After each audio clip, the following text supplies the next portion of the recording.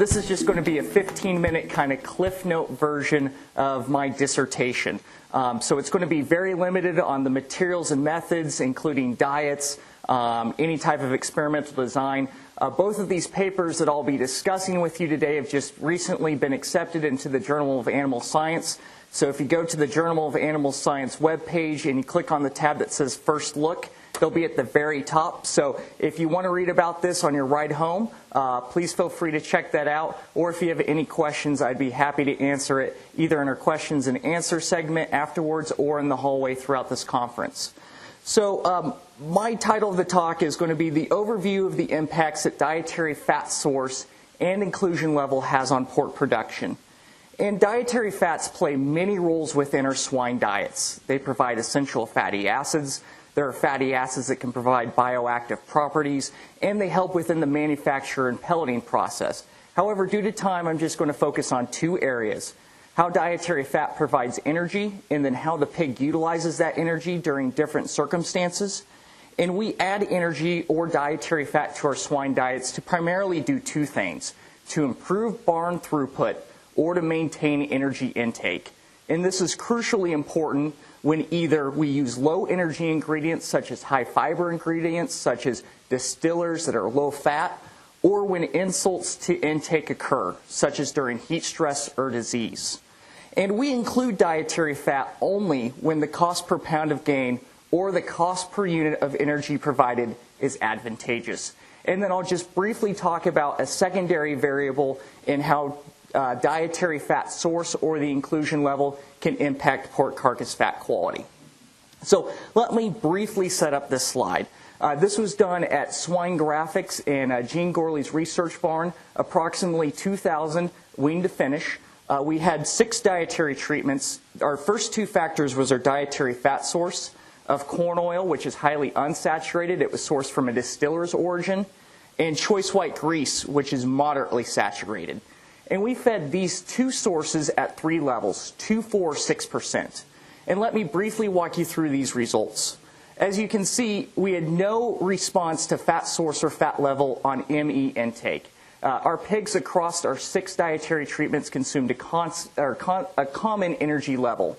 Therefore, we saw no impact on either source or level on average daily gain.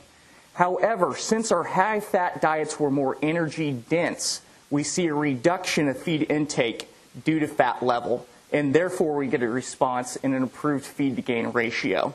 And we're approaching a trend for fat source, which our corn oil pigs were, our choice white pigs were more efficient than our corn oil pigs. We saw that there was no change in CV at the start or the finish of the trial. We see that these pigs were harvested at an average market weight, or a common market weight, and the days to market in which these pigs were harvested were similar. So there was no impact on our fat source or fat level in this commercial trial. So when we look at caloric efficiency of carcass gain in the same trial, so how many megacalories of energy did these pigs have to consume to put on 1 pound of carcass gain? So we've adjusted for yield. We see that there's a trend for choice white grease-based diets to be more caloric efficient on putting 1 pound of carcass gain on than our corn oil-based diets, regardless of the amount of inclusion that we fed, as there was no fat source by fat level interaction for this result. On the right-hand side, that we see why there's a numerical decrease. It did not approach statistical significance. As we increase the dietary fat, these pigs become more caloric efficient. When we look at the digestibility of our dietary fat sources and the inclusion level that we added, so we paid for this extra fat, how much of it did they actually digest? When we look at apparent total tract digestion of gross energy, dry matter, and acid hydrolyzed ether extract, we see that there is a fat source by fat level interaction.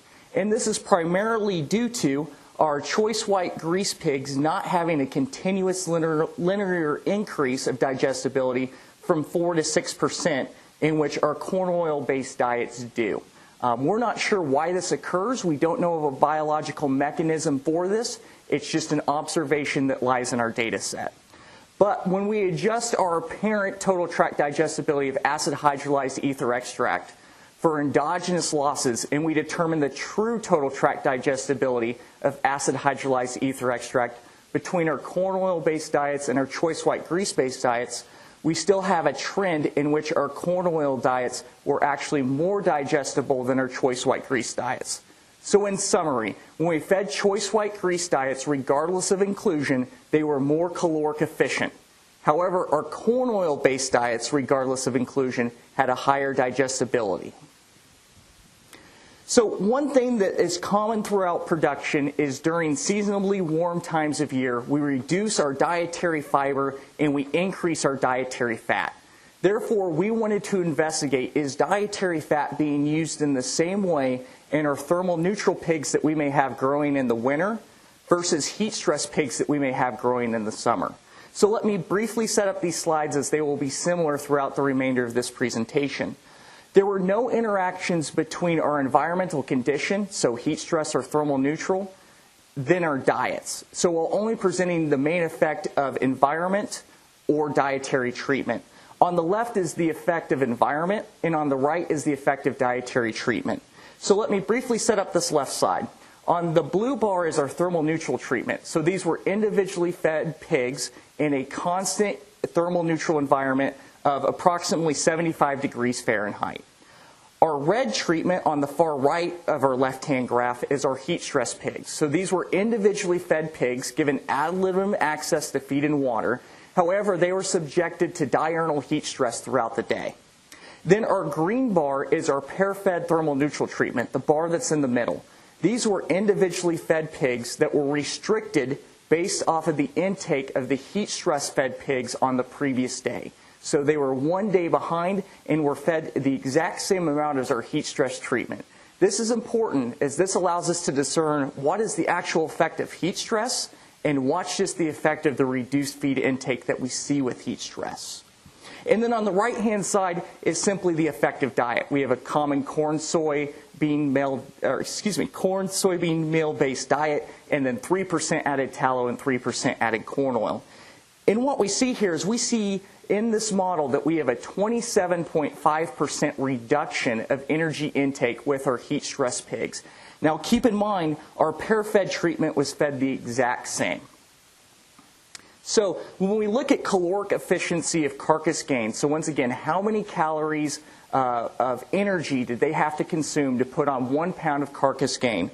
We see between our pair-fed thermal neutral group and our heat stress group, once again, having the same amount of energy intake, that it requires 1.5 more megacalories of energy for them to basically put on 1 pound of carcass gain than our pair-fed thermal neutral group. It's interesting to note that we did not see any changes between our tallow and our corn oil treatment, which is unlike what we saw in our commercial study that I presented earlier. When we look at the apparent total tract digestion of acid hydrolyzed ether extract, we wanted to see if heat stress, Sarah Pierce from Iowa State showed that intestinal integrity is compromised due to heat stress. So we wanted to see if digestibility coefficients were any different between our heat stress and our thermal neutral fed pigs. And I just want to point out that there is a trend primarily between our pair-fed thermal neutral and our heat stress, where we see a decrease of about 2.5% in our fat digestibility between these two groups. The only reason I point out these two, remember, our thermal neutral pigs consumed about 30% more feed. So that number is it could be compromised, or it could be confounded when comparing it back to the heat stress. So please just look at the pair-fed thermal neutral and our heat stress treatments. We do see that, once again, corn oil-based diets are more highly digestible than more saturated-based diets, in this case tallow. And this is similar to the commercial trial that I showed earlier in comparison to our choice white grease-based diets. Once again, when we correct for endogenous losses, we see that there, once again, is a dietary treatment effect in which our 3% corn oil-based diets had a higher digestibility coefficient of true total tract digestibility of acid hydrolyzed ether extract. So it's an interesting phenotype, these heat stress animals. Even though that they consume similar amounts of energy and amino acids as our pair-fed thermal neutral group, they are about 15% fatter. And this is largely due to increased insulin sensitivity that we see in our heat stress model, and we have different nutrient partitioning. So we wanted to determine, is this increased adiposity due to lipogenesis or lipolysis? So once again, there is no interaction between heat stress and dietary fat, so this is just the main effects of our environmental treatments. So let me briefly set this up, as some of you in the audience may not be familiar with mRNA data or a delta-delta CT. So on the left-hand side are the genes that we tested, or the mRNA abundance of those that we quantified. Then as we move to our right, we see the delta-delta CT of our thermal neutral group, our pair-fed thermal neutral group, and our heat stress group. Now, these numbers are a delta-delta CT, so it's two differences. Therefore, a negative number means that there's actually more abundance, and a positive number means that there is actually less abundance. So when we looked at de novo lipogenesis-related genes, such as ATP citrate lipase and fatty acid synthase, we saw that there was no effect due to heat stress. So heat stress did not impact lipogenesis. However, when we get to lipolysis, we see that heat stress dramatically suppresses the pig's ability to mobilize fatty acids to be used for beta oxidation of protein accretion, as we see that there was less ATGL, or adipose triglyceride lipase, and less mRNA abundance of hormone-sensitive lipase. So here's a condition in which, as nutritionists, we're feeding more dietary fat to maintain energy intake. However, this dietary fat is being directed towards deposition and is not being mobilized for protein accretion. And that's concerning when we talk about feeding heat-stressed animals. So what was the effect of dietary fat? And we actually see that there are some differences between when we feed corn oil, which is highly unsaturated, and when we feed tallow, which is highly saturated. And let me point out two genes in particular: fatty acid synthase, which is the last step of lipogenesis, and then steryl-CoA desaturase, which is in the endoplasmic reticulum, and this would add a double bond in the 9th position. So this would change 16O to 16-1, or 18O to 18-1. And what we see is that there is more mRNA abundance of corn oil-based diets than when compared back to our control or our tallow-based diets. So when we feed corn oil, we actually have more lipogenesis than when we feed tallow. And the fat that's being synthesized de novally is largely going to be more unsaturated. So implications of those two studies briefly, and on the energy component of this talk, is that dietary fat is highly digested regardless of the level of inclusion. Once you account for endogenous losses, dietary fat is highly digestible. However, sources of dietary fat, even of high quality as these sources were, with different degrees of unsaturation, they do differ in their true total tract digestibility of acid hydrolyzed ether extract and caloric efficiency. And we need to understand that further to make sure that we're maximizing value and economic incomes of very expensive dietary fat ingredients. And adding dietary fat will reduce average daily feed intake and not impact average daily gain if energy intake is not limited in commercial settings. Another implication is that heat stress not only impairs energy intake, but reduces the efficiency of converting dietary energy intake into body weight gain. Thus, heat stress suppresses lipids being used as a source of energy. Instead, dietary lipids are directed towards deposition and are not mobilized for products and processes. And this is concerning, once again, as diets formulated in seasonally warm conditions have a higher proportion of dietary lipids. So are we getting the bang for the buck for our dietary lipids that we're paying for in our summer months? The last implication of this is that the employment of an unsaturated fat source such as corn oil versus a saturated fat source, in this case tallow, had no further advantage in alleviating heat stress in the symptoms that we measured. So now let's briefly touch on the second second role, and that is pork carcass fat quality, and look at two specific things: carcass iodine value and belly quality. So in my master's research, we showed that linoleic acid concentration or intake is the primary indicator of what our pork fat quality or our carcass IV is going to be. As we see that there is no dose response between going 3% to 6% of tallow and choice white grease, However, when we look at carcass iodine value of our corn oil-based diets, we see a dramatic increase of carcass iodine value from 72.6 to 80 when we go from 3 to 6% corn oil. And this can largely be explained by just simply looking at the linoleic acid concentration or intake increase between these two diets. So we wanted to look at, can we predict carcass iodine value in a commercial setting just using linoleic acid intake or concentration? So what's depicted here is the relationship between IVP and carcass iodine value measured at the belly. So once again, this is the same commercial study that I was talking about earlier of our 2,000 head experiment in which we had 6 treatments. We fed 2 different sources, choice white grease, which is in red, and corn oil, which is in yellow. And we fed these at 2, 4, and 6%. Now, IVP is a very old equation. It's about 65 years old. It was developed by a Danish master student, using European-based diets and European-based genetics. And it has 2 major flaws. The first is that it treats the dietary fat inclusion amount the exact same as the composition of that dietary fat. And as I just showed you before, this may change on the source that you use. We saw no changes in carcass iodine value between 3 and 6% of tallow and choice white grease, but we did see a dramatic change when we went to a corn oil-based diet between 3 and 6%. And IVP cannot differentiate between those dietary fat sources. The second major flaw is that dietary IVP includes fatty acids that can be deposited both de novally, meaning that the pig synthesizes them, such as 16.1 and 18.1, and it incorporates fatty acids that can be deposited only via the diet, such as 18.2 and 18.3. But this relationship is really strong. It has an R-squared of 0.85, a p-value that's significant, and a low standard error.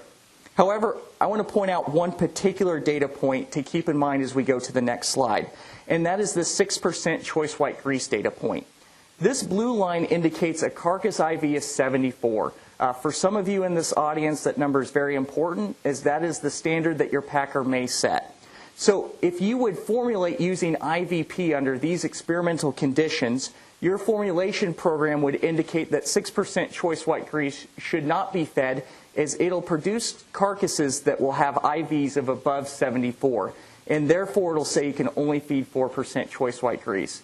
And why this is a very high-fat diet, we have no idea what economical outcomes may occur within the next 5 to 10 years, and we could be leaving money on the table if we're unable to feed this diet. So this blue line and these data points right here are extremely important. So, does using linoleic acid intake or concentration of our diets correct for these 2 flaws?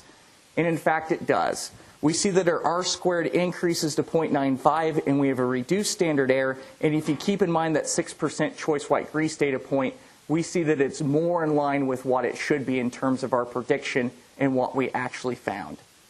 We were also interested to see if we would find any carcass IV differences between marketing pools. And within this particular experiment, we did a very good job, as you can see here on the bottom, of harvesting to a common body weight. That was not by design, it's just how it happened. So therefore, if your marketing pools are within a common market weight, within 2 or 3 pounds, you're not going to see any differences of carcass IV between your fastest growing pigs and your slowest growing pigs within the barn. And that rejected a hypothesis that we had.